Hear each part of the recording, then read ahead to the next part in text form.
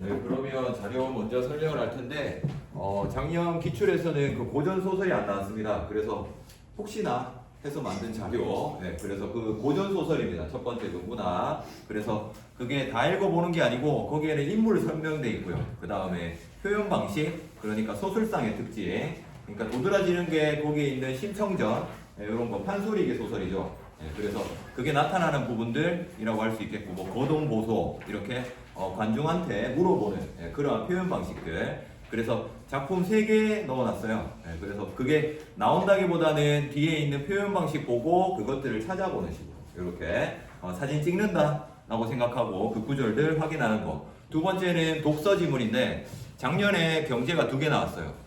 독서 지문이 2개였고요. 그래서 경제가 혹시나 해서 만든 자료. 그래서 우리가 모의고사 지금 거기에 보면 147인가? 맞나요? 제가 지금 없어가지고 거기에 있는 우리 모의고사 쳤던 게 수능 특강에 있는 지문입니다. 우리가 지금 시험 치는 건 내신처럼 공부해야 된다. 왜? 수능 특강이 그리고 수능 완성이 그 시험 범위거든요. 근데 거의 수능 특강에서 많이 나오고, 그래서 수능 특강에 있는 경제 지문 3개 거기에 다시 한 번 더 실어놨습니다. 그래서 다시 한번 분석해보고요. 그리고 147 우리가 시험 쳤던 거 있죠? 수업 때 우리 했습니다. 그래서 그거 필기했던 거 다시 한번 보면서 분석해본다 라고 생각하면 될 것 같습니다. 그래서 그거 만들었고, 그 다음에 D-1 그 모의고사는 내일 치는 학생은 오늘이 D-1이죠. 그래서 저녁에 한 번 더 풀어보고 그 다음 시험 치는 거, 모레 치는 학생은 내일 한번 쳐보고 시험 쳐라 라고 하는 겁니다. 그래서 쌤이 욕심이 많다고 했죠. 그래서 이것저것 많이 했는데 그것들 다 보고 그렇게 시험 칠 수 있도록 하면 될 것 같습니다. 자, 그러면 우리가 오늘 시험 친 거 10회 1번 문제부터 같이 보겠습니다. 여기 문제가 거기에 발문이 잘못됐죠. A에 활용됨이 아니고 제시문에 활용돼. 이렇게 고치면 되죠. 그러니까 글에 있는 모든 걸 다 써라 이런 얘기인데,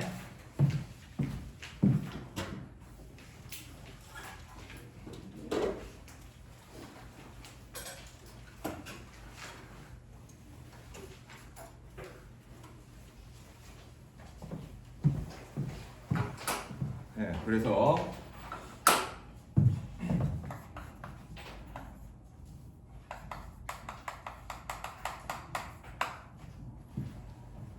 그래서 우리가 우리 연습 문제 2회차인가? 거기에 보면 글쓰기 방식 일부러 다 써놓고 이 중에 어디에 해당하는지 쓰시오. 이런 거 나왔었습니다. 그래서 글쓰기 방식이라고 하는 게 원인, 결과 뭐 이런 식이 있죠. 그 구조 얘기하는 겁니다. 그래서 여기에는 비교 가지고 얘기하는 거고, 비교라고 하면 화작에서는 독서 같은 경우에는 공통점 차이점 이렇게 보지만 화작 같은 경우에 글쓰기 방식은 무조건 차이점. 차이점 위주로 설명을 하는 거 이렇게 볼 수 있고요. 그 다음 뭐 대조 나오죠. 뭐 나열 이런 것들, 이게 글의 구조입니다. 그래서 이런 게 나타나는 게 어디냐 라고 하는 건데 그 표지 보고 하는 거고, 여기에서는 비교 얘기하고 있는데 첫 번째 기억에는 보면 슈퍼문과 다른 현상을 비교하여 원리의 차이를 보여주고 있다 라고 했습니다. 여기에서는 슈퍼문하고 다른 현상입니다. 다른 현상. 자, 그래서 여기에서 니은 같은 경우에는 밑에 보면 슈퍼문 현상에 나타나는 원인을 설명하고 슈퍼문이 아닐 때 이렇게 얘기를 하고 있죠. 맞지? 그래서 여기에서는 두 개가 비교 대상이 달라요. 맞죠? 그러니까 여기에 다른 현상이고요. 맞죠? 이거는 슈퍼문인데 얘는 뭐죠? 미니문하고 비교하고 있는 거지. 그렇죠? 그래서 요걸 비교할 때에는 여기에, 그래서 이게 비교가 이거냐가 헷갈린단 말이죠. 맞죠? 우리는 이렇게 기호 쓰는 게 아니고요. 기출문제, 그러니까 내일 모레 시험 쳐보게 되면 어느 어절을 써라. 맞죠? 구절을 찾는 거다 라고 하는 거고, 그러면 이거냐라고 했을 때 요것만 쳐다보면 안 되고 그 다음에 조건을 하나 더 봐야겠죠. 니은 같은 경우에는 원인을 설명하고 난 다음에 할 때 이렇게 돼 있죠. 그래서 미니문이죠. 여기 보면 글에 서기도 하죠. 맨 첫 번째 문장에 보면 달이 타원 궤도로 공전하기 때문에 있잖아. 맞지? 그래서 때문에가 있으니까 이거 그 다음에 뭐에 대한 설명을 하죠? 미니문 설명하잖아. 맞지? 어디를 대상을 말하고 있느냐. 자, 그 다음에 다른 현상을 비교하여 원리의 차이를 보여주는 거. 원리 차이. 자, 그래서 여기에는 맨 마지막 문장이 있죠. 달 착지 현상도 그렇다라고 했습니다. 이는 우리가 착각하여 달을 크게 보는 것으로 슈퍼문과는 다르다. 다르다. 이렇게 쓰여있죠. 그래서 우리가 머릿속에서 수능하고 좀 다른 것은 바로 조건을 찾아서 거기 윗글에다가 대입하는 거. 대입하는 거. 그래서 이게 있냐 없냐라고 자꾸 찾아야 되겠죠. 이제 찾아 쓰는 거니까. 그런 관점에서 얘네들을 보면 기억과 니은 두 개 답은 쉽게 나오지만 어떤 것과 비교하느냐까지 문제를 확장할 수 있다라고 하는 겁니다. 이것도 수능 특강에 나오는 거니까 그렇게 봐주면 될 것 같고. 자, 그 다음에 문제 2번 한번 가보겠습니다. 자, 여기에는 독서 지문 나와 있고요. 자, 그럼 뒤에는 보면 문제에 들어갔을 때 우리가 키워드 보고, 그러니까 독서 같은 경우에 문제 분석을 먼저 한다라고 했죠. 그래서 특정 단락을 잡아라. 특정 단락을 잡을 때에는 각 단락을 넘버링 하라고 했죠. 넘버링 하면서 1문단, 2문단 하면서 그냥 숫자만 쓰는 게 아니라 각 단락 첫 문장을 이렇게 스킵하는 거죠. 맞죠? 그랬을 때 여기에 있는 여기가 해당하는 곳이네 라고 문제 분석을 하고 난 다음에 찾고 난 뒤에 이제 그 키워드가 나오는 문장을 찾는 거죠. 문장 찾기에. 자, 그래서 여기에는 똑같이 2번 문제 보게 되면 예이젠스타인 시테인 나오고 그 다음에 중립파 나옵니다. 그래서 중립파 보자마자 뭐가 나와야 되죠? 예이젠스테인 나오고 이게 3문단이네 라고 특정이 된다는 거예요. 각달락 첫 문장을 보면. 그 다음에 바쟁 나옵니다. 그래서 이거는 4문단이네 이렇게 가주는 거고, 그 다음에 문장을 찾아 들어간다 라고 한다는 거. 자, 거기에 있는 문제 같은 경우는 이 보기가 나오고 여기에 있는 것처럼 위에 있는 글을 그대로 따서 빈칸을 두기도 합니다. 근데 그것만 있는 게 아니고 밑에는 보면 그 글 전체를 정리한 글을 줄 거예요. 요약한 거. 그러고 난 다음에 중간중간 구멍이 들어간다는 거죠. 그렇지? 그래서 요 구멍은 어디에서 나왔냐? 이걸 특정해 줘야 돼. 알겠죠? 글을 쭉 읽어가면서 같이 가다 보면 키워드가 우리가 풀어봤듯이 애매해진다는 거죠. 그렇죠? 이 말이 들어가도 될 것 같고 저 말이 들어가도 될 것 같다 라고 한다는 겁니다. 그래서 키워드를 바로 찾으려고 하면 그런 현상이 벌어지니까 어느 단락이지? 라고 우선은 요걸 하는 게 중요하다 라고 하는 겁니다. 그러니까 자꾸 폭을 좁혀 가야 되는 거지, 글 전체에서 이걸 하나를 찾는다 라고 하면 이것도 되고 저것도 되고 그런 기준이 없어지게 된다 라고 하는 겁니다. 자, 그러면 여기 앞에 있는 글로 한번 가보겠습니다. 밑에 있는 3번 문제를 풀기 위해서 해야 되죠. 그러니까 하나의 그림이냐 열린 창문이냐 라고 하는 것인데, 자, 여기에서 보이는 것처럼 우선은 첫 번째 다음 글을 읽고 물음에 답하시오. 밑에 자, 여기에는 영화라고 하는 게 나오죠. 근데 이 영화의 반대가 뭐죠? 읽어보니까 영화의 반대, 이제 수능에서 이런 게 중요하다. 현실을 영화가 얼마나 담고 있느냐라고 하는 게 이 글이죠. 결국에는 여기 있는 것처럼 현실을 예술가의 의도, 목적에 따라서 나누는 거. 그거를 2번 문단에서 이게 예이젠시테인이죠. 그래서 의미화하는 것이다. 이렇게 얘기하죠. 그렇죠? 목적을 담아서 쓰는 거. 근데 그게 아니야. 영화라고 하는 것은 현실 그대로 재현하는 거야 라고 하는 게 여기 있는 얘가 바쟁, 얘가 예이젠스테인.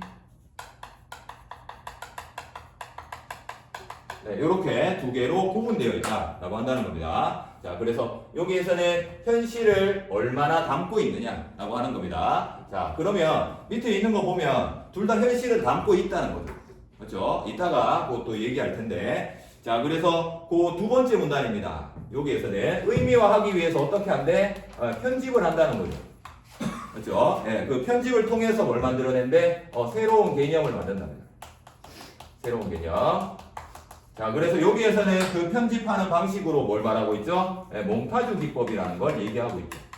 그렇죠? 그래서 그 몽타주 기법을 사용하게 되면 여기 있는 것처럼 의도대로 만들 수 있다라고 한다는 것이고, 자, 그래서 여기에서는 이 몽타주를 통해서 다른 말로는 감독이 선택을 한다는 거죠. 선택. 이 선택을 함으로써 감독은 뭘 준대요? 맨 마지막 문장이죠. 바로 자신의 이데올로기를 여기에다가 집어넣을 수 있어 라고 하는 겁니다. 그리고 마지막으로 이거 편집과 선택은 누가 한다고요? 그치? 예, 감독이 하죠. 예, 감독이 편집이나 선택을 해 라고 한다는 거. 자, 이 똑같은 말들이고 몽타주라는 기법이 그걸 사용하는 거야. 그러면 밑에서 그 다음 문단에서는 뭐라고 하지? 선택하는 방식으로 예, 중립화라고 하는 방식을 여기에서 설명을 하고 있죠. 예, 그래서 원래 실제와는 다르게 사용한다는 거지. 여기에서는 분위기, 그러니까 화면은 밝은 분위기인데 음악은 어두운 음악이 나와. 뭐 이런 식의 중립화를 사용한다라고 했습니다. 그래서 세 번째 문단이죠. 이게 세 번째 문단의 맨 끝에 뒷장에 보면 자 여기에서는 소리나 색채 또는 입체 화면이 갖는 자연스러운 사실성에서 벗어나 중립화를 시도했다. 중립화가 어려운 말인데 여기에서는 중립화를 알려주는 단어가 나왔다는 거죠. 그렇죠? 방금 얘기했듯이 사실성을 벗어나게 하는 게 중립화라는 거죠. 그렇지? 그래서 여기에 있는 얘네들 선택하고 편집하는 건 사실성과는 거리가 멀다 라고 하는 것이고 거꾸로 얘기하면 과쟁이 사실성을 추구한다고 봐야 되겠죠. 그렇지? 키워드. 자, 그래서 이런 것들 자꾸 보란 얘기죠. 그렇죠? 사실성이 아니라고 하면 중립화를 하는 이렇게 쓸 수 있어야 된다. 그렇지? 그게 여기에 문장에 나오죠. 자, 그 다음에 네 번째 문단. 자, 여기에서는 과쟁은 몽타주가 현실을 사실적으로 재현하는 것이다. 재현하는 거. 사실적으로 재현하는 거. 자, 그래서 거기에 맨 마지막 문장에 보면 그는 이 경우 몽타주가 하나의 의미나 결과만을 강요하여 현실에서 발생할 수 있는 모든 가능성을 광범위하게 재현할 수 없다. 재현하려면 여기에 있는 것처럼 바로 모든 가능성을 가져야 돼. 그렇죠? 네, 그러면 모든의 반대말이 뭐죠? 여기 글에 있었잖아 방금. 바로 의미나 결과를 강요하는데 어떤 의미나 결과죠? 하나의 의미죠. 거기 하나에다 동그라미 쳐야겠지. 결국에 편집하고 선택하는 거 몇 개라는 얘기지? 하나라는 거지. 그렇지? 그래서 편집하고 선택하는 것이고 그건 모든이라는 것과 반대된다는 거죠.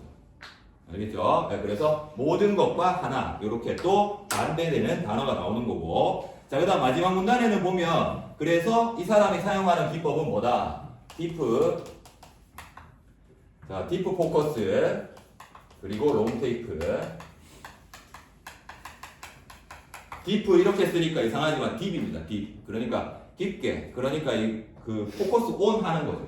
그렇죠? 가까이 보여주는 거, 롱 테이크, 길게, 멀리서 파노라마로 찍는 거 이렇게 두 개 얘기하고 있습니다. 그래서 얘네들은 사실적이어야 되는데 추상적이다. 뭐 이런 단어들 보일 거고요. 밑에서 네 번째 줄 보면 과쟁은 디프 포커스가 관객의 주의력을 영화에 집중시키고 집중 동그라미 동시에 나왔죠. 동시에 세모쳐 보면 다양한 모습도 보여준다. 디프 포커스가 이걸 보여준대요. 자, 그 다음에 밑에 있는 그리고 롱테이크입니다. 롱테이크 같은 경우에는 촬영한 장면의 의미가 모호하다는 예이젠 시테인의 비판에 대해 이러한 현실의 모성이야말로 보존해야 한대. 보존 동그라미. 자, 그러면 모성은 이 사람은 긍정하는 거야, 부정하는 거야? 이걸 생각해 줘야 되죠. 그래서 이 사람이 마지막 문장에 보면 그는 롱테이크가 사건의 현실성을 보자면 현실성에는 동그라미 칠 수 있죠. 자, 여기에 문제가 되는 키가 뭐냐면 바로 이 사람은 이게 뭐라고 얘기하는 거지? 모호성도 여기에 들어간다고 얘기하는 거지. 그렇지? 자, 다시 읽어보면 여기에 있는 밑에 세 번째 줄 롱테이크로 촬영한 장면의 의미가 모호하다는 예이젠 시테인의 비판입니다. 예이젠 시테인은 모호성을 비판했어. 그럼 모호성은 좋은 거야, 안 좋은 거야? 안 좋은 거지. 이 사람은 모호성이 안 좋은 거야 라고 했습니다. 예이젠 시테인은. 근데 이 사람은 뭐라고 얘기하죠? 그 밑에 문장에 보면 이러한 현실의 모호성이야말로 보존되어야 된대. 보존되는 건 뭐지? 이쪽에 있는 것처럼 이걸 보존한다는 것은 이걸 긍정한다는 거야. 그치? 그래서 여기에서는 모호성이라는 것을 비판하는 거고. 그렇죠? 그러면 이건 현실성이라는 건 모호성도 갖고 있어야 돼 라고 하는 것인데 크게 보면 무슨 얘기죠? 모든 거기 때문에 모호성도 거기에 들어갈 수 있어 라고 이해할 수 있는 거겠죠. 이 사람은 하나여야 되고 그게 명확해야 된다고 얘기하는 사람입니다. 그렇죠? 네, 그래서 모호성이라는 걸 누구는 긍정했고 누구는 부정했느냐 라고 한다는 거 요거를 여기에 밑에 답에서 찾을 수 있어야 되죠. 자, 그래서 밑에는 보면 우선 첫 번째 문제 3번입니다. 하나의 그림을 보는 것처럼 영화를 감상한데 하나의 그림 앞에 보면 제시된 이라는 데 줄쳐야겠죠. 글을 읽었다면 이 단어에 눈이 가야 되지. 왜? 제시 누가 제시하는 거지? 여기 있네. 감독이 제시하는 거잖아. 그렇지? 그래서 여기는 에이젠슈테인이다. 자, 그 다음 두 번째 B죠. 현실의 다양성. 여기에 뭐 다 나왔죠. 현실 동그라미, 다양성 동그라미. 다양해야 되지. 그렇지? 모든 거여야 되니까. 다양한 거. 자, 그래서 이 사람은 다쟁이다 라고 할 수 있고요. 자, 그래서 첫 번째 A와 B는 채워 넣었어. 그 다음에 두 번째 A는 감독이 목적을 위해. 감독의 동그라미 쳐야겠죠. 감독이 목적을 위해. 감독의 목적이니까 편집한다는 걸 알 수 있고 에이젠시테인의 의견이다. 자, 땡땡을 없앤 내용. 없앤에다가 내용 쳐야 되죠. 없앤. 자, 요게 보면 우리가 이제 5% 남았다. 마지막 5% 채우는 게 뭐라고? 바로 뒤에 쭉 나오고 이거를 없앤다는 거야. 그럼 여기 있는 단어 쓰면 안 된다는 얘기지. 뭔 얘기인지 알겠죠? 그러니까 여기 키워드를 정답을 여기에 쓸 때에도 뒤에 있는 게 부정형이라고 하면 이거 쓰는 게 아니라 반대편에 있는 단어를 써야 되는 거죠. 그치? 그래서 여기가 모성이 들어가는 거죠.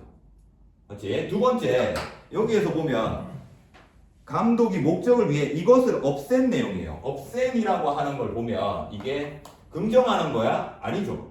맞죠? 이걸 없앤다고 하니까 이거는 이 부분을 찾아야겠네 라고 생각을 해줘야 돼요. 그러니까 이 키워드 자체를 이걸 없애야 되나? 여기 있는 바쟁 중에 모든 거 사실성을 없애야 되나? 이런 생각을 하는 게 아니라 먼저 요거부터 생각을 해보라는 거예요. 이건 어디에 있을까? 어디에 있는 문장을 따왔을까? 이 생각을 해보게 되면 없앤다는 건 이 사람이 이거를 비판한다고 봐야겠죠. 부정적으로 직접 얘기해야 된다는 거예요. 알겠지? 수능과 다른 지점은 수능은 우리한테 추론을 시키지만 여기는 약수령 같은 경우는 윗글에 있는 단어를 그대로 쓰게 한다. 알겠죠? 그러니까 특정 단락을 먼저 봐야 되는 게 맞는 거죠. 순서상.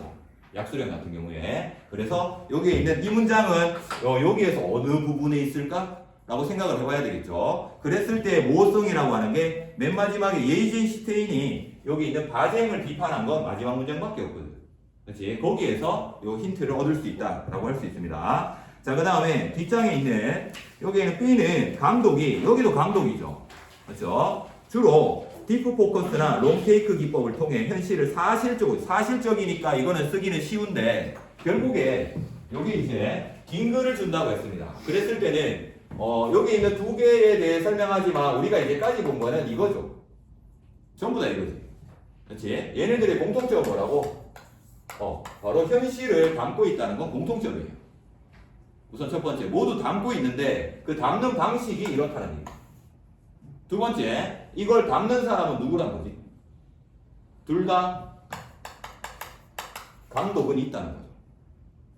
세 번째, 감독이 있기 때문에 뭐도 있죠? 둘 다 기법도 있다는 거죠. 그렇지? 예, 그래서 이런 식으로 이걸 요약해 놓으면 이런 식의 공통점 차이점으로도 많이 물어봅니다. 빈칸에. 그래서 여기에 있는 차이점 같은 경우는 요거 넣는데 요것만 조심하면 돼요. 차이점 넣을 땐 요거 가지고 많이 장난치겠죠.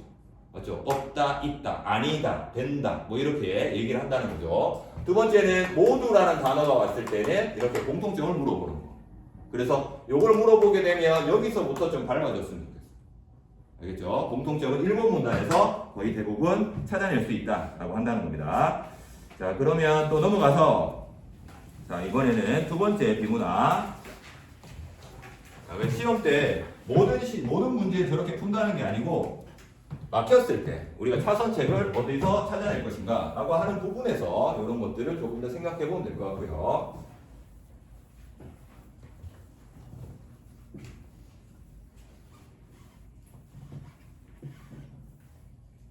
자, 그 다음에 밑에 있는 부분.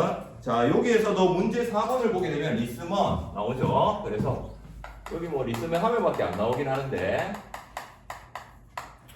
자, 우선은 여기에서는 인구의 증가, 사회 전반, 그래서 이게 3번 문단이다 라고 하는 거는 특정이 되죠. 바로 인구의 증가, 감소, 바로 넘버링 하면서 가면 리스먼은 인구의 증가 및 감소 경향이 있다 이렇게 나오잖아요. 그렇지? 그래서 각 단락 첫 문장을 읽어주는 게 가장 기본입니다. 여기서 각 단락 첫 문장 읽으면서 특정 단락으로 들어간다 라고 한다는 거고, 두 번째 이제 SNS로 들어가기 전에 이제는 이게 사례가 두 개 다 나온다는 거죠. 그렇죠? 보기가 사례인 게 있고요. 요약형인 게 있어요. 그렇죠? 네, 그래서 여기 있는 사례 같은 경우는 어느 단락인가? 라는 걸 특정하기 위해서 글을 읽어줘야 되는 거고, 요약형 같은 경우에는 아까 공통점과 차이점, 네, 그거 중심으로 그렇게 봐주면 된다라고 하는 겁니다. 자, 그랬을 때 여기에서는 대중사회라고 하는 걸 얘기하고 있고, 이 대중사회라는 게 이중성을 갖고 있대 라고 얘기를 하죠. 그래서 밑에는 보면 두 번째 문단에 대중사회의 이중성 여기까지 왔고요. 리스먼의 이중성. 자, 그래서 여기에서는 그에 따르면 현대 미국 사회는 경쟁과 개인의 성취를 지나치게 강조하는 개인주의적이고 자유로운 경쟁 사회가 되었다. 뭐가 중요한 말이죠? 엄청 많죠. 맞죠? 네, 그래서 여기에는 보면 경쟁과 개인의 성취입니다. 과에다가 세고 쳐야겠죠. 맞지? 그리고 개인의 성취를 지나치게 강조하는 개인주의적이고 자유로운 경쟁 사회입니다. 그래서 거기에다가 개인주의적이고에다가 세고 치면 되겠죠. 자, 그래서 여기에서는 개인주의적이고 자유경쟁 사회입니다. 그렇죠? 요 문장을 왜 쓰는지 알죠? 이거를 쓸 수 있냐는 거지. 이제 사회라고 하는 게 나왔을 때 밑에는 사회가 안 나오거든요. 맞죠? 요 문장에 요거밖에 없어 라고 하는 것으로 키워드가 왜 저게 되느냐. 자, 이게 결국에 결론이 되는 건데 그 옆에는 보면 하지만 그 사회는 개인만의 개성을 가진 개인들의 사회가 아니라 개인이라고 하는 것은 뭐가 있어야 되는데 개성이 있어야 되는데 그게 아니라 이렇게 되죠. 맞지? 그래서 여기에서 이중성이 나타나는데 개인주의라고 해서 각각의 개성이 나타나는 그런 사회가 아니라 바로 소수에 의해 좌우되는 거라고 한다는 거죠. 자, 그래서 이 사람들을 따라가다 보니까 여기 있는 개인은 개인이 아니라 뭐가 되는 거야? 개인은 혼자 있는 게 개인인데 여기에서는 맨 마지막 줄에 보면 거대한 군중이 되어버렸다. 네, 이렇게 얘기하죠. 다시 말하면 개성이 사라지게 되는 거야. 라고 하는 게 바로 여기 있는 첫 번째 이중성의 문제다. 그래서 타인지향적인 사회가 되었다. 이거 두 개를 합하면 타인지향적인 사회가 된다. 결국엔 개인이면 자기 혼자 잘 먹고 잘 살면 되는 건데 그게 아니라 다른 사람을 지향하는 그러한 사회가 되었다. 왜? 거대한 군중 따라하게 되니까 결국에는 여기에 있는 것처럼 이 개성이라는 것이 사라지게 되고 그게 여기에서는 이거 한다라는 단어가 2번 문단에 나오죠. 그래서 개성이 없어지고 추종하게 되니까 그게 바로 이거하고 똑같죠. 여기서 보면 자, 그 다음에 세 번째 문단은 옆에 있는 문제 4번 그대로 할 수 있죠. 요거는 전통지향은 수치심이고 내면지향은 제의식이다. 요거는 그대로 따라가면 되고요. 자, 그 다음 네 번째 문단에 타인지향적 성격이 나타나게 되면서 여기에서는 기존의 관습 그리고 타인의 태도와 반응이 중요해졌다 라고 하는 거죠. 중요해진 건 뭐냐면 바로 이 추종을 하게 되면서 시작이 되는 거죠. 제일 처음에 시작은 개성이 사라지면서 시작되겠지. 그렇지? 이게 사라지니까 추종을 하기 시작하는 거고 거기에 맨 마지막 문장 네 번째 문단에 맨 마지막 문장입니다. 이러한 사회에서는 인간 행동의 지침이 가까운 동료들의 반응에 좌우된다. 끊임없이 타인이 보내는 신호에 세세하게 주의를 기울이면서 사람들은 공동체나 조직으로부터 소외될지도 모른다. 자, 추종을 하다 보니까 나만 안 따라하는 거 아니야? 나는 소외의식이 생기고 이 소외가 생기다 보니까 뭐가 드러나지? 불안감이 생긴다는 거예요. 그래서 이 불안감 때문에 점점 더 뭐해요? 내가 더 잘 따라하고 있어. 내가 더 잘 따라하고 있어. 명품 막 사재기 하고 줄 선다는 거죠. 그게 바로 뭐지? 경쟁사회라고 얘기하는 거지. 그치? 근데 그 경쟁사회가 뭐야? 이게 없잖아. 그치? 그러니까 개성이 있으면 자유가 생기는 건데 개성이 없어지니까 결국에는 자유경쟁이 아니라 그냥 경쟁만 나온 거지. 그게 여기의 끝이에요. 그래서 얘가 여기 들어가줘야지. 그치? 그래서 요거 두 개 반대라기보다는 이걸로 인해서 이게 생기는 거죠. 개인주의 때문에 자유로운 경쟁이 일어나는 건데 그게 아니라 개성이 사라지니까 이렇게 돌아가고 있다라고 하는 겁니다. 자, 그러면 문제 5번 한번 봅시다. 자, 여기에 보기에 SNS가 등장했습니다. 전 세계적으로 SNS를 이용해 타인과 접촉하는 타인의 동물함 쳐야죠. 맞지? 왜? 위글 읽었으면 이 동물함 당연히 쳐야지. 타인지향적이네. 맞죠? 타인과 접촉을 하면서 개성과 성공을 전시하려는 사람들의 수가 폭발적으로 증가했대. 이거 보면 뭐 떠올라야 되죠? 칠판에 있는 말 중에 당연히 이거죠. 그치? 그래서 경쟁사. 이렇게 가는 거고. 자, 그 다음에 전시하기 시작하면서 밑에 있는 것처럼 그 유행에 따르게 됐다. 세 번째 줄에 유행에 따른 것이 유행 줄치고요. 그게 바로 추종이죠. 추종, 유행, 추종. 자, 그래서 개성이 사라지는 거. 자, 그러면 첫 번째 밑에 있는 문제. SNS의 이용자가 폭증한 것을 통해 타인의, 요거는 그대로죠. 태도와 반응이 중요한 의미를 갖게 됐다. 이게 바로 타인지향적 사회를 지칭하는 말이고, 뒷장에 첫 번째 선지, SNS에 자신의 성공을 전시한다. 그냥 전시하는 게 아니라 어떻게 전시한다고? 폭발적으로 증가. 폭발적 증가. 뭐가 높아지면 이게 계속 증가할까요? 이게 계속 높아지면 이것도 증가하는 거지. 불안감이 높아지니까. 그래서 경쟁 사회의 분위기가 계속해서 조성되는 거야. 경쟁을 하면 할수록 뭐가 높아지죠? 불안감은 점점 더 높아지죠. 그죠? 나만 안 한 거 아니야? 나만 안 한 거 아니야? 조회수 계속 보고 뭐 이렇게 되는 거죠. 그게 바로 여기 있는 부분이냐라고 하는 겁니다. 그래서 경쟁 사회라고 하는 거. 자, 여기도 보면 실질적인 1번 문단의 사실이 2번 문단의 리스먼의 얘기잖아. 그렇지? 거기에서 첫 번째 문장 이렇게 봤을 때 이것과라고 묶여 있으니까 이거 두 개를 좀 구분해 줬으면 좋겠다. 알겠죠? 그리고 키워드는 이 둘 중에 하나를 넣는 게 낫죠. 맞죠? 그래서 뭔지 모르겠다. 1번 문단이나 실질적인 1번 문단, 2문단 이런 걸 한번 뒤져봐라 라고 하는 겁니다. 자, 키워드는 그때 딱 떠올라야 되는 거니까. 자, 그 다음에 이제 문학으로 한번 가보겠습니다.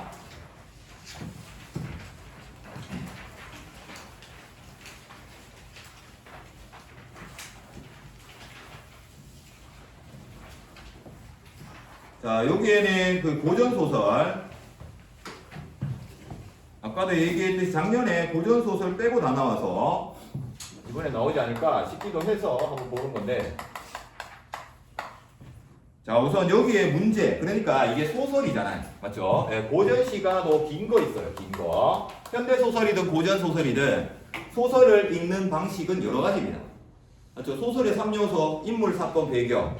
그 중에 무엇을 중심으로 읽을 것인가 이 생각을 해줘야 돼. 근데 우리가 생각하는 게 아니라 뒤에 보면 문제가 그걸 시키고 있죠. 그렇죠? 그래서 공간적 배경 중심으로 읽으라고 하면 여정을 찾아라, 공간을 찾아라 이렇게 얘기할 겁니다. 문제에서. 그러면 우리는 소설을 공간적 배경 중심으로 읽어줘야지. 그렇지? 여기에는 문제가 보면 첫 번째, 유씨의 원한을 해소할 수 있는 내용을 담고 있는 것이며 이로 인해 유씨는 임금에게, 유씨와 임금의 동그라미 쳐야죠. 무슨 얘기냐면 유씨와 임금이 얘기하거나 둘이 뭔가 사건이 일어난 것에 대한 부분을 찾으라는 얘기잖아. 그렇지? 자, 그 다음 두 번째, 유씨가 염라대왕에게 들릴 정도로 울다가 잠시 이루어진 것으로 춘매에 의해 잠이 깨는 것. 춘매 동그라미, 유씨 동그라미. 이렇게 돼야 되겠죠. 그렇지? 그래서 춘매와 유씨가 만나는 곳 별로 없을걸요? 맞죠? 춘매 죽었잖아. 그렇지? 그래서 여기에서 보면 소설이라고 하는 거 바로 문제 분석 왜 하냐? 위에 있는 작품을 무엇을 중심으로 읽을 것인가? 라고 하는 것이고 대부분 소설의 3요소 우리 알고 있잖아요. 맞죠? 그래서 인물 중심으로 읽으라고 할 수도 있고 사건 중심으로. 사건이라는 건 이게 일어난 곳을 중심으로 보라는 거죠. 그렇지? 그리고 배경 중심으로 읽으라고 할 수도 있습니다. 문제가 시키는 대로 읽어줘야겠지. 그렇지? 그래야지 소설 읽는데 시간을 많이 쓰지 않으니까. 인물이라고 하는 건 뭐 있는데 여기 있는 갈등이 드러나는 부분이라는 건 갈등 안 드러나는 부분도 있죠. 소설에 보면 그게 바로 뭐지? 요약 제시하거나 소설자가 얘기하는 부분 있죠. 혼자 나와서 떠드는 부분이잖아. 그렇지? 그래서 이런 부분과 갈등이 있는 부분 나눠라 이런 뜻이죠. 결국에는 여기에서는 지금 인물 중심으로 읽으라는 거고 그래서 위에 있는 이 작품을 읽을 때 사람이 나오면 동그라미 치면서 읽는 거죠. 그렇죠? 배경보다는 사람에 집중해라 라고 한다는 겁니다. 자, 그래서 여기에는 보면 첫 번째에 그래서 어떤 부인이 이곳에 와 계시면서 우선은 이 서술상의 특징 한 번만 볼게요. 자, 앞부분 줄거리 밑에 두 번째 줄입니다. 라고 하니 감사가 크게 놀라면 감사 동그라미 쳐야겠죠. 왜? 인물 중심으로 있는 거니까. 자, 그 다음에 엄중하게 다스리라고 하시고 급히와 형벌을 다스리면서 유씨 부인을 잡아올 때 저놈들 고동보소 여기에다가 줄 쳐야겠죠. 이거는 어제 했던 것처럼 바로 무슨 문체지? 판소리 문체죠. 그러니까 판소리의 특징이 뭐라 그랬죠? 아까도 얘기했듯이 청중에게 말을 건네는 식으로 얘기하죠. 갑자기 저놈들 거동보소 이렇게 얘기한다는 거죠. 이건 소설인데, 자 그래서 판소리계 문체의 특징이 나타난다. 그 다음 두 번째, 구름 같은 머리카락을 왼손으로 거두어 잡고 구름 같은에다가 줄쳐볼까요? 구름 같은. 자 그 다음에 가늘고 연약한 몸이 큰 칼을 건드지 못하여 휘어지는 듯 하고 듯 줄쳐볼까요? 허리는 백공단을 자른 듯 하고 듯 줄치고요. 눈 가운데 옥매화가 핀 듯 하다 듯 줄치면 되겠죠. 자 비유적 표현이고요. 맞죠? 지규를 사용하고 있습니다. 비유를 사용하고 있으면 원관념을 생각하라고 했죠. 그렇지? 여기에서는 바로 여기 있는 유씨 부인의 모습을 나타내고 있는데 여기 있는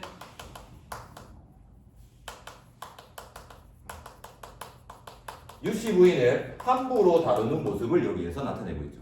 머리채 잡고 질질 끌고 가고 있어. 막 이런 것들을 여기에 비유적으로 표현하고 있습니다. 자, 근데 그 다음에는 보면 고귀한 광채와 정결한 태도는 비할 데가 없었다 라고 하죠. 자, 그래서 함부로 다루는 모습과는 달리 고귀하고 정결하게 질질 끌려가고 있다는 뜻이죠. 그렇지? 그래서 이거는 유씨 부인의 모습을 둘 다 비유하고 있지만 위에는 여기 있는 노인들이, 하인들이 함부로 다루는 모습, 하지만 동요하지 않고 고귀하고 정결하게 끌려가고 있다라고 한다는 거죠. 자, 그래서 밑에 있는 이건 결국에는 이걸 나타내기 위해서 이런 표현을 사용한 거죠. 그렇지? 비유를 서로 대비시키고 있지. 그렇지? 그래서 이런 부분들을 쓰라라고 할 가능성이 높죠. 형식적 특징이 많이 나타나니까. 자, 그래서 이게 결국에는 고전 소설이 권선징악이죠. 그렇죠? 여기 주인공이니까 왜 주인공인지 설명하는 거하고 똑같아요. 이렇게 착한 사람이니까 천벌 받으면 안 되지. 살려줘야지. 이렇게 얘기하는 겁니다. 자, 그래서 이런 부분들 있다라고 하는 것이고, 그 다음에는 우리가 말하기 방식, 여기에 긴 말하기 방식 나오는데, 자 여기에는 보면 소녀는 본래 양주 땅에 사는 유판관의 여식이고, 이런 식으로 얘기하면 이거는 과거에 대해서 얘기하는 거죠. 그렇지? 과거에 대해서 얘기하는 건 이거에 대해서 얘기하는 거잖아. 나는 어떤 사람이고 이제까지 무슨 일이 있어요. 이거는 당연히 이렇게 제시했다고 말을 할 수 있어요. 그렇죠? 요약적으로 제시하고 있는 부분을 찾아 쓰시오 라고 할 수 있고, 이거 말고 말하기 방식은 미래에 대해서 얘기하는 게 또 있죠. 이럴 경우에는 암시하고 있는 구조를 찾아 쓰시오 이렇게 볼 수 있겠죠. 그래서 말하기가 과거에 대해서 얘기하고 있냐 미래에 대해서 얘기하느냐 이렇게 구분해서 볼 수 있는데, 어쨌든 여기에서는 내력에 대해서 얘기한다는 거는 이 과거에 대해서 얘기할 때 그래서 너 왜 그런 짓 했어 라고 하는 원인을 여기서 얘기하기 위해서 이런 거죠. 그래서 요게 직접적으로 우리는 원인을 우리가 재구성해서 쓰는 게 아니라 작품에 있는 거 그대로 쓰는 거예요. 그치? 그랬을 때에 여기에 보면 5번째 줄입니다. 소녀는 본래 거기에서 5번째 줄 확실하게 알지 못하여 거기서 머물렀습니다. 그날 밤에 여기 줄 쳐볼까요? 원이 내가 자는 방에 들어옴으로 이렇게 돼 있죠. 원이 내가 자는 방에 들어오므로 이렇게 돼 있죠. 그렇지? 이게 원인이죠. 그렇지? 원인. 그래서 이런 부분을 찾아 쓰는 거예요. 왜? 라고 하는 거. 그래서 여기에는 결국에 줄거리에서 얘기하는 것처럼 왜 목을 베려고 했느냐라고 하는 이유가 이거죠. 그렇지? 원이 갑자기 내 방에 들어왔어. 여자가 자는 방에 갑자기 들어와서 나는 도둑인 줄 알고 죽였어요. 이렇게 얘기하는 거죠. 자, 그래서 죽인 건 아니지만 그런 식의 원인을 찾는 거다라고 하는 것이고요. 자, 그 다음에 밑에 있는 이제 답으로 가보게 되면 그래서 그 다음에는 이제 감사가 이 말을 듣고 놀랍니다. 감사 동그라미 쳐야겠죠. 감사가 이 말을 듣는다. 그 다음 밑에 줄에 보면 이렇게 놀라운 일이 어찌 있으리요. 그 다음에는 원주 목사한테 보고하죠. 원주 목사. 그래서 원주 목사의 동그라미 치면 되고, 이제 작품입니다. 작품. 자, 그 다음에 문제 전에 작품의 거기 중간에 원주 목사 밑에 유씨가 원통한 심정으로 사례하면서 말했습니다. 그랬더니 이번에는 누구한테 갔어요? 바로 밑에 보면 전하께서 들으신 후, 찾았나요? 전하께서 들으신 후 별도로 교지를 보냈어요. 교지 네모. 교지가 뭐지? 바로 왕의 어명이죠. 어명을 전하는 편지를 보냈습니다. 그러니까 밑에 있는 유씨 부인 동그라미 치고 치욕스러운 일은 잊고자 하니 소녀의 망극한 일을 갚아주시니 하해 같으신 은혜에다가 동그라미 백골난망 여기다 줄 치면 되겠죠. 이게 뭐지? 죽어도 잊을 수가 없다.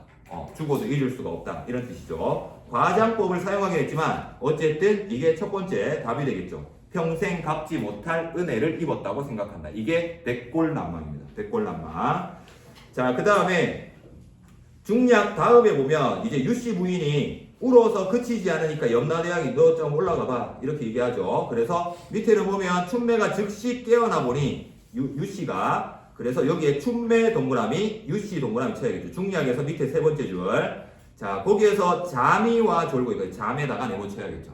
이게 잠이 그래서 여기에 정답. 그래서 춘매가 깨웠기 때문에 그 잠이다 라고 하는 것이고 만나게 된 건 결국에 염라대왕에 올라가 보라. 그래서 춘매가 깨웠다 라고 하는 이런 시에 자, 그래서 여기에서는 방금 읽는 방식이 인물 중심으로 읽는다 라고 하는 것이고 나머지 것들은 여기에 표현 방식 이런 것들은 물어보면 이런 구절이 이렇게 생겼다 라고 하는 겁니다. 그래서 그런 부분들 찾아주는 거. 고전소설은 요 중에 하나 선택하는 게 중요합니다. 알겠죠? 네, 그래서 문제에 있는 거 뭘 물어보느냐 요것들 먼저 확인하고 여기 있는 문제를 풀면 된다. 자, 그 다음에 이제 서경별곡. 자, 여기 있는 게 지금 다 수능 완성 시리즈죠.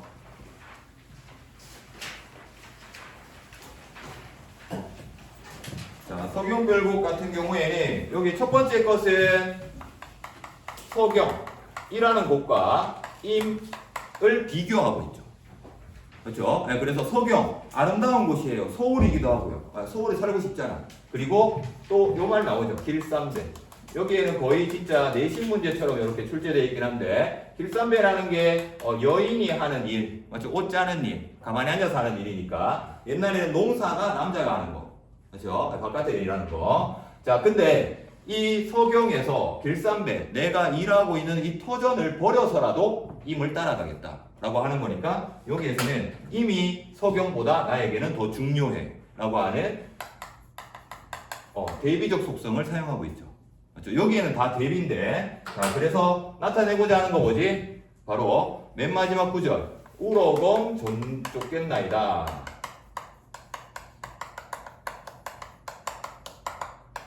다 버리고 가겠다. 다 버리고 라고 하는 거니까 적극적인 태도 이게 나타난다고 할 수 있겠죠. 그렇지? 그러니까 왜 적극적이지? 가지 마세요라고 붙잡는 게 아니라 그렇지? 붙잡으면 이거보다는 소극적이다. 그렇지? 가지 마세요.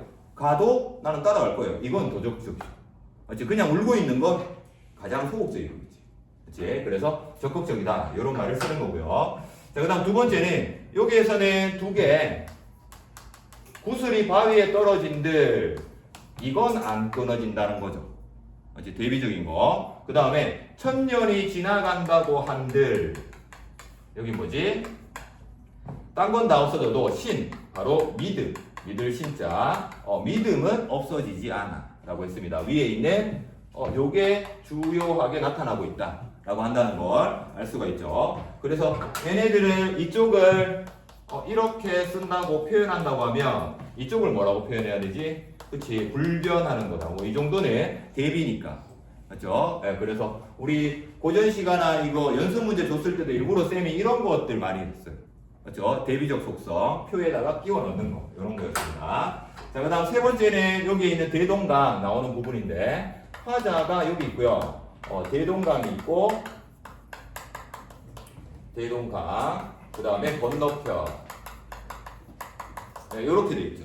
그렇죠? 네, 그래서 여기로 가는 건데 사실 여기 있는 이게 그래서 건너편과 화자 이거를 가로막고 있다. 그래서 단절의 상황을 나타내고 있고요. 자, 못 가기 때문에 당연히 이미 여기 있다고 한다면 못 가요. 그래서 나랑 같이 있겠지. 근데 왜? 여기에 배가 왜 있냐고 라고 하는 거죠. 그리고 그 배는 네가 왜 가져왔냐고 라고 하는 거지. 그래서 이 배 때문에 이미 배를 타고 이쪽으로 가는 거야 라고 하는 거죠. 거기 가면 뭐가 있대? 꽃이 있다고 하지. 맞죠? 요거 다 상징이지. 상징. 자, 그래서 여기에 건너편 꽃이라고 하는 건 이게 시기, 시기라기보다 질투. 이게 뭐 더 명확하니까 질투를 상징하죠. 그러니까 다른 여자니까 다른 여자. 자, 그 다음에 여기 있는 사공이 여기에 있는 첫 번째다. 원망의 대상이 되겠죠. 왜 네가 배가 좋아서 임을 태워갔냐 이런 식이 되는 것이고. 자, 그러면 임은 이게 아니라는 거죠. 이게 여기에서 많이 나오잖아요. 그렇지? 그래서 여기 임 같은 경우에는 건너가면 뭐 한다는 거지? 또 다른 여자 만날 것 같은데? 라고 하는 걱정의 심리가 보이죠. 그렇죠? 가면 안 되는데 저 새끼 또 그럴 텐데? 라고 생각하는 거고. 자, 그럼 마지막으로 여기 있는 대동강이라는 건 그래서 결국에는 못 건너가면 나랑 같이 있는데 같기 때문에 단절의 공간 이라고 할 수 있죠. 단절이라는 게 이별이라고 할 수 있습니다. 그럼 왜 대동강이 여기 답이 아니냐 라고 했을 때 원인이라는 거지. 원인. 그러니까 얘는 뭐라고 할 수 있죠? 그래서 이렇게 된 거 아닌가. 그렇지? 그러면 가게 만든 건 누구지? 여기 있잖아. 그렇지? 원망의 대상이라는 거 이것 때문에 네가 여기 원망 받는 거지. 그렇지? 결국에는 이게 원인이다. 배 때문에 이별을 하게 됐고 그래서 지금 이런 상황이라고 한다는 겁니다. 자, 그래서 거기에 문제 안에서도 있는데 문제 7번에 보면 위시에서 이별의 원인을 전가해. 그렇죠? 예. 이 사람 왜 원망 받냐고. 대동강이 있어서 원망 받느냐? 라고 하면 안 되지. 그렇지? 배를 갖고 왔기 때문에 원망 받는 거죠. 그게 원인이다. 라고 하는 것이고. 그래서 이별의 원인의 주된 이유가 있는 게 배. 이별의 도구죠. 그러니까 얘가 도구고. 그렇죠? 이게 결과, 상황을 나타낸다. 이렇게 봐야 되겠죠. 자, 그 다음에 화자가 여인임을 알 수 있는 거. 요거는 뭐 길쌈배. 이렇게 볼 수 있고요. 자, 그 다음 뒤에 있는 마지막 현대소설입니다. 자, 현대소설 같은 경우에 여기서 우선 이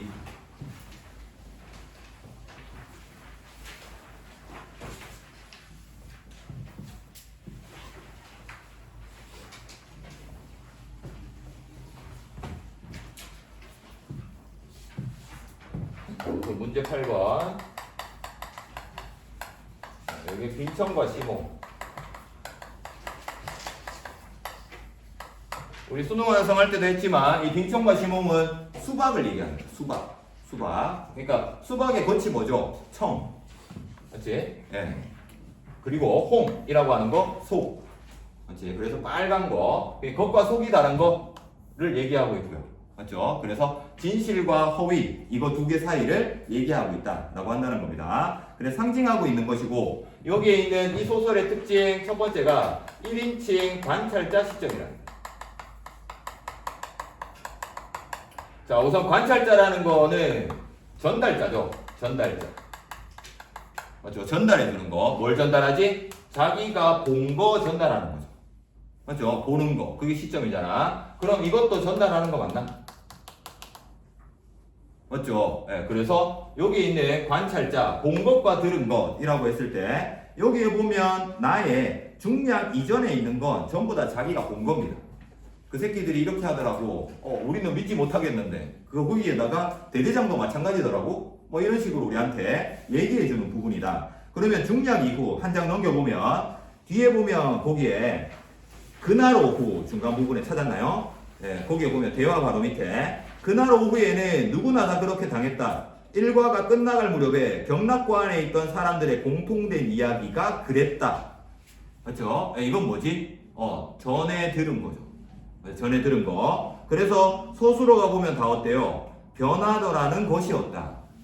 그렇죠? 때마침 운 좋게 경락고 밖에 있다가 사고를 목격하게 된 사람들의 얘기는 쭉 가보면 순간적이었다는 것이다. 뭐뭐 했다는 것이다. 뭐뭐 했다는 것이다. 이것도 여기에 관찰자가 들은 것을 주는 거야. 라고 하는 겁니다. 자, 그래서 이 사람이, 그럼 이거는 경험한 건가요? 안 한 건가요? 경험한 거죠. 맞지? 그래서 수능에서 이런 거 갖고 자꾸 틀리게 하죠. 들은 것도 경험한 겁니다. 들은 것도 경험한 거. 자, 그래서 듣고 우리한테 전달해 주는 거. 두 번째, 여기에서는 보면, 그래서 관찰자라는 건 이런 서술상의 특징. 맞지? 얘하고 얘는 좀 다르죠? 맞지? 직접 경험한 거, 전에 들은 거. 직접 경험한 거. 그래서 경험이란 말 이렇게 쓰는 거고요. 자, 그 다음 두 번째. 여기에서 보면 요게 나타나냐는 거죠. 그치? 그랬을 때 관찰자 시점 같은 경우에는 심리가 안 나타나는 줄 알죠? 맞죠? 관찰자니까 그냥 보고 들은 것만 전해야 될 것 같다 라고 하는데 나의 심리는 드러나야지. 나는 사람 아닌가? 그치? 그러니까 내가 본 거. 그러면 타인 이외의 등장인물들에게 심리는 어떻게 나오지? 라고 했을 때 그건 전부 다 이렇게 나오죠. 뭐 했던 것 같다. 맞죠? 뭐 초조해 하는 것 같다. 이런 식으로 얘기하는 추측성이 나올 겁니다. 그래서 심리가 나는 있고 다른 사람은 추측을 할 거야 라고 하는 그러한 서술상의 특징이 있다 라고 한다는 것이고, 자 여기에서 그래서 여기에서의 우선은 중요한 부분, 여기에서 제일 중요한 거 중략 이후에 보면 여기에서 신하사에게 갑자기 일제히 시선이 집중되죠. 간호해 주셨다면서요 이렇게 얘기합니다. 그러고 난 다음 밑에 연일 수고가 많으시겠군요. 그 다음 밑에 자리나 메우는 역할이라면 몰라도 직접 입을 열어 뭔가를 조리 있게 설명해야 할 사람치고는 분명히 자격 미달이었다. 이거는 뭐죠? 서술자가 신하사를 평가하는 거죠. 그렇지? 서술자가 개입하는 부분, 자기의 심리가 나와 있잖아. 그렇지? 판단하는 것도 심리니까. 그 다음 줄에 보면 신하사를 그런 자리에 끌어들인 그 자체가 애당초 잘못된 배역임이 뒤늦게 드러나기 시작했다. 신하사는 꿀먹은 벙어리였다. 꿀먹은 벙어리 내모셔 볼까요? 요거 이제 많이 쓰라고, 반답형으로 쓰라고 많이 하는 건데, 네, 여기 꿀먹은 벙어리는 몰라 되는 거지. 신하사가 질문에 대해 답을 못하는 거예요. 몰라서 답 못하는 건가?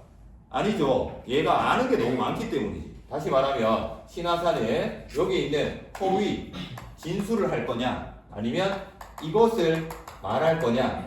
다시 말하면 이 사이에서 뭐 하고 있는 부분이죠. 이걸 하고 있는 문장이 바로 꿀먹은 벙어리죠.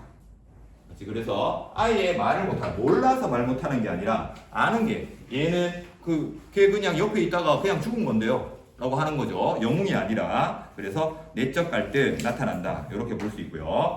자, 그 다음에 여기에 있는 답, 더 이상의 불상사 이거 한번 봅시다. 자, 우선 문제 8번에 보면 신하사가 진실을 모두 폭로해 이것이 기사화되고 신하사의 증언에 대한 군중의 관심과 주목을 받는 것이라고 했습니다. 요게 아까 부정형이냐 긍정형이냐가 좀 비슷한데, 위에 있는 소설은 없죠. 맞죠? 이런 일이 없어졌죠. 기사화되지 않았죠. 그렇지? 한데 위에 있는 것처럼 여기에서는 더 이상의 불상사, 요게 밑에서 5번째 줄, 이렇게 해서 모처럼 마련한 기자회견의 자리는 더 이상의 불상사 뒤에 없이 끝마실 수 있었죠. 없이에다가 동그라미 쳐야지. 그치? 그래서 밑에 있는 문제 8번은 그게 있었다고 하면 이렇게 됐을 거야 라고 하는 걸 가정하는 거죠.